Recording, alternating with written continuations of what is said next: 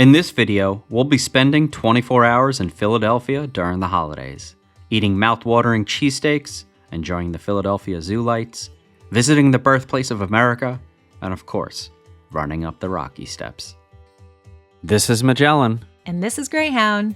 Where we make videos about epic road trips, kayaking, hiking, and other outdoor adventures. One cold Saturday morning in December, we left New York. Destination, Philly, the city of brotherly love. All right, we have arrived in Philly. Woo! Going to the art museum, the steps, Rocky statue. And Zeus is gonna run up the steps too. We first checked out the Washington Monument right in front of the Philadelphia Museum of Art, founded to commemorate the War of Independence. That is totally George Washington. He's got a very distinctive face. We then crossed the street towards the museum, but briefly checked out the famous Rocky Balboa statue, which is tucked away to the right and pays tribute to the idea of the underdog. Arms raised in triumph, this massive bronze statue was erected before Rocky III, and was originally located atop the steps. Yo, this dude does actually look like Sylvester Stallone. He's got the droopy eyes and everything. Yo, Adrian! There's a small Rocky store right next to it too. We then prepared ourselves for the monumental challenge of running up the steps. So Zeus has droopy butt. I am terrified that he's gonna poop on the Rocky steps. Zeusy, what do you think? We're gonna do this? You're gonna totally tear up these steps. You're gonna be way better than the humans. Let's do it. You think you can make it there, Miss Ellen? Yeah, I can. Yeah, this is easy. Yeah, all right. This is super easy. Okay. It is. Let's do Super it. easy. Let's do it. The movie makes it seem like this is forever. It's not. Oh no. All right, he's doing it. Oh no, he looked like he had some issues right there. All right, all right, all right. Oh wait, this is what it says. Woohoo!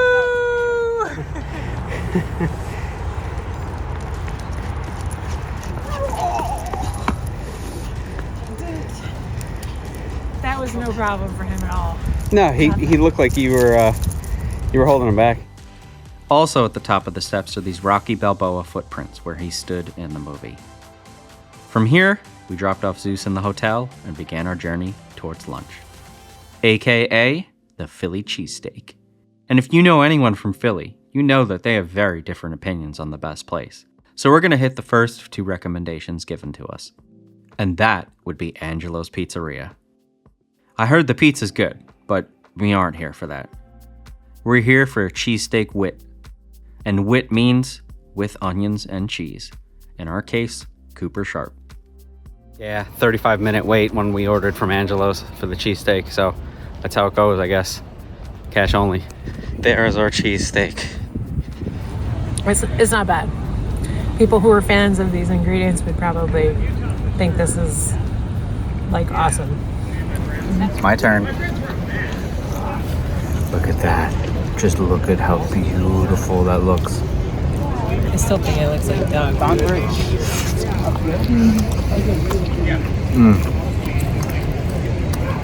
This is so good. This is the real deal. I like this. Look at that. That's why you gotta wrap it. All gone. It's all gone. All gone. So good. So worth it. Maybe have another one. Our next stop was Monk's Cafe, one of my favorite beer bars in the country, for a quick Cantillon. So delicious. We then headed past City Hall towards what is known as Love Park to check out the love sign. You guys, I feel so duped.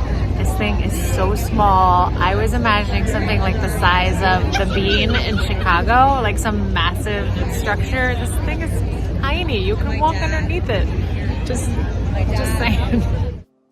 Thankfully, we didn't just visit the sign. We walked around the holiday market and bought some ornaments for our Christmas tree at home. Next stop, hang out with Zeus for a bit and give him some dog treats. Our next stop, we could actually see from our hotel window, the Reading Terminal Market. And while it feels like we just ate, we were walking a while and we did split the cheesesteak. The Reading Terminal Market is a food lover's paradise, and I'm a little sad we weren't staying here longer because there were so many other spots to try. We wound up getting the famous roast pork sandwich from Denick's and heading back to our hotel room. Look at that. Look at more meat. It's pretty good. I like the cheese, as usual. Our last activity for the evening was Luminature, the annual Christmas light exhibit at the Philadelphia Zoo, where the zoo transforms into a winter wonderland full of beautiful light displays and decorations.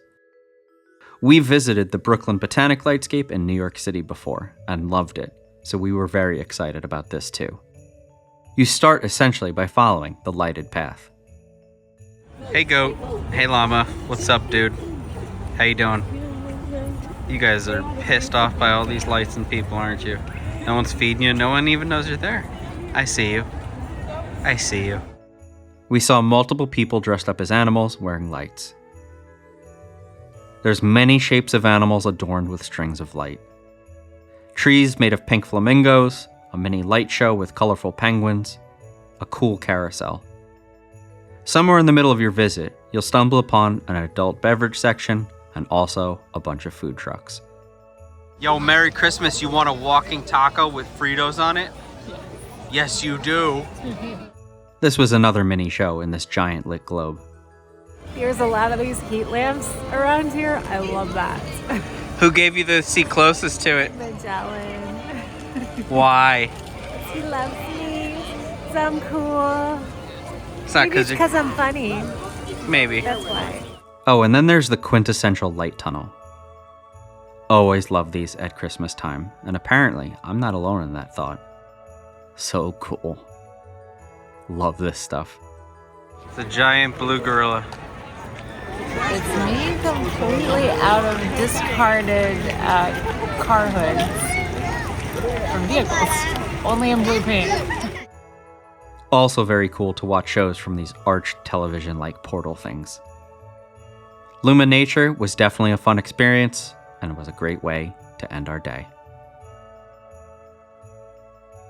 The next day, we headed to Independence National Historical Park, where we first checked out the former site of the President's House, where George Washington and John Adams both had lived. Next was the Liberty Bell, a symbol of American independence that once rang in Independence Hall. It is recognizable by its famous crack, and while nothing was recorded as to when or how, the crack was actually widened in order to repair it and prevent it from spreading, which also didn't work at first. And its second repair, while successful, silenced the bell forever. Across the way is Independence Hall, the former Pennsylvania State House. Independence Hall is, to not put it lightly, the birthplace of the United States of America.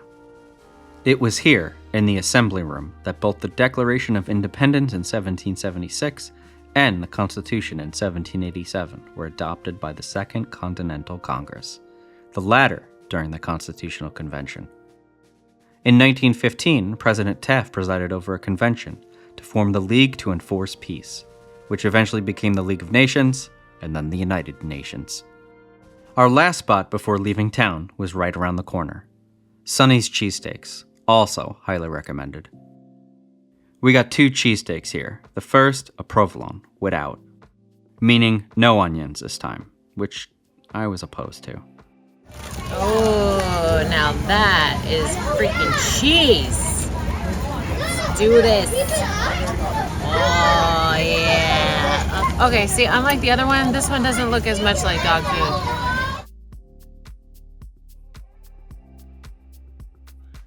What do you think compared to Angelo's? I really don't like American cheese, so I'm gonna have to say this one.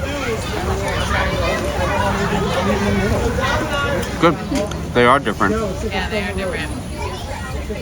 Cheese definitely makes a difference. I do want the onions on it though. Unlike, I know you didn't want them this time. I agree. I think the onions are better.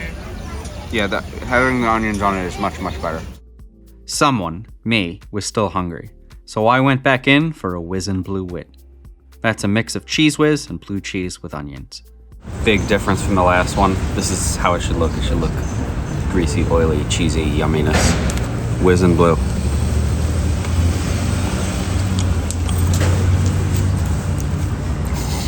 dude. Okay, so you've had a total of 3 cheesesteaks now. What version do you like the best?